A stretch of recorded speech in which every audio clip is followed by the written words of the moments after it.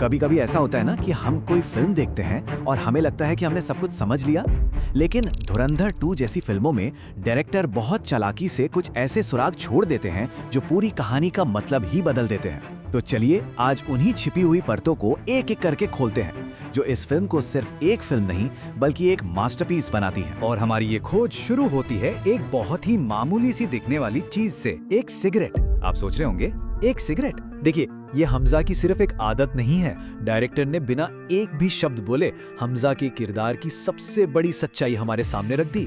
जब वो मिशन पर है तो वो सिगरेट पीता है, लेकिन जैसे ही वो जसप्रीत बनता है सिगरेट गायब। क्यों? क्योंकि उसकी असली पहचान और उसका धर्म इसकी इजाजत नहीं देते। लेकिन रुकिए, हमजा की सिगरेट तो सिर्फ ट्रेलर था। फिल्म का असली सबसे बड़ा राज तो उस किरदार में छिपा था जो हर वक्त हमारी नजरों के ठीक सामने था, और वो था जमील जमाली।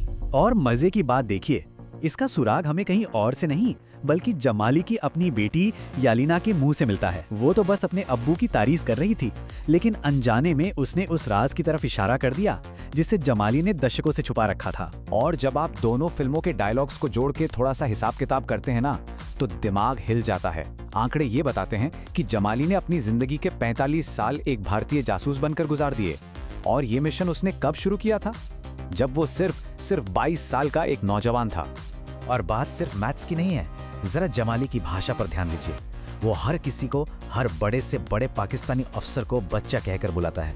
ये कोई आदत नहीं, ये एक बहुत ही गहरा संकेत है कि वो असल में वहाँ एक दुश्मन की तरह नहीं बल्कि एक प्रोटेक्टर, एक गार्जियन की तरह मौजूद है। अच्छा, अगर जमाली की कहानी धोखे और बलिदान की थी, तो फिल्म में एक और किरदार है जिसका पूरा का पूरा सफर कर्म के सिद्धांत पर चलता है, और वो किरदार है एसपी असलम, जिसे अपनी ताकत पर, अपने रुतबे पर इतना गुरूर था कि वो खुद को अमर समझने लगा था। और यहीं पर तो डायरेक्टर की असली जीनियस सामने आती है। असलम की मौत बिल्कुल ठीक वैसे ही लिखी गई जैसे उसने रहमान डकैत को मारा था।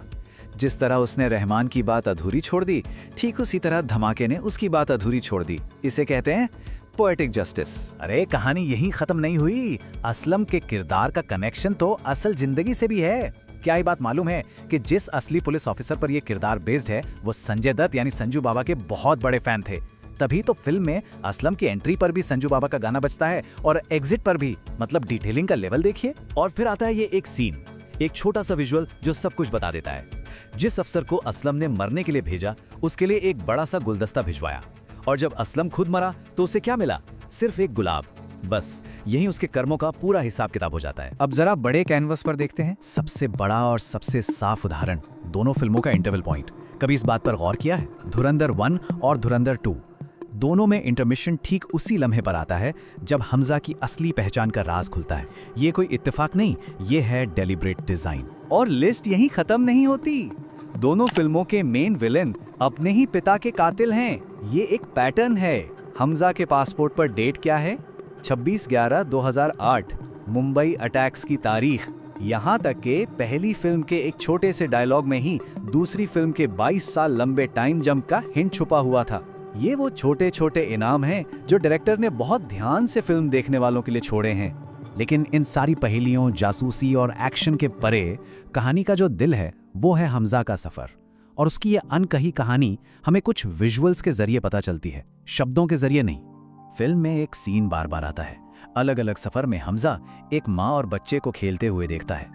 ये कोई रैंडम सीन नहीं है, ये सीन प्रतीक है उस जिंदगी का, उस नॉर्मल खुशहाल जिंदगी का जो हमजा ने अपने वतन के लिए कुर्बान कर दी है। और डायरेक्टर का जीनियस देखिए, एक ही सीन लेकिन हमजा का रिएक्शन पूरी तरह बदल जाता है। जब वो एक मिशन पर होता है तो उस माँ बच्चे को देखकर मुस्कुराता है, लेकिन जब उसका मिशन बदला बन जाता है तो उसी सीन को देखकर उसका चेहरा पत्थर जैसा हो जाता है। ये सीन हमजा के अंदर चल रहे तूफान का आईना है। तो सवाल ये उठता है कि हमजा ये सब क्यों करता है, इतना कुछ क्यों सहता है? इसका जवाब बस एक लाइन में है, बलिदानम परमो धर्मः, यानी बलिदान ही सबसे बड़ा कर्तव्य है। ये सिर्फ एक मोटो नहीं, ये उसके वजूद की बुनियाद है। और इस बलिदान का सबसे पावरफुल, सबसे दिल तोड़ने वाला विजुअल हमें तब मिलता है जब हमजा अपने परिवार की तस्वीरें जलाता है। पाकिस्तान जाने से पहले अपने भारतीय परिवार की और भारत लौटते वक्त अपने पाकिस्तानी परिवार की। सोचिए, अपने ही हाथों से अपनी पहचान, अपने प्यार, अपनी पूरी दुनिया को आग लगा देना। कर्तव्य के लिए इससे बड़ी आहुति भला और क्या हो सकती है। तो ये थी धुरंधर 2 की वो कुछ छिपी हुई परतें जो इस फिल्म को एक आम स्पाई थ्रिलर से बहुत ऊपर एक कलाकृति का दर्जा देती हैं। ये डिटेल्स बताती हैं कि स्क्रीन पर दिखने वाली हर छोटी चीज का कोई ना कोई मतलब जरूर होता है। अब सवाल ये है कि अगली बार जब ये फिल्म स्क्रीन पर चलेगी तो क्या उसे उसी पुरानी नजर से देखा जा सकेगा या फिर नजरें कुछ और नए राज ढूंढ निकालेंगी।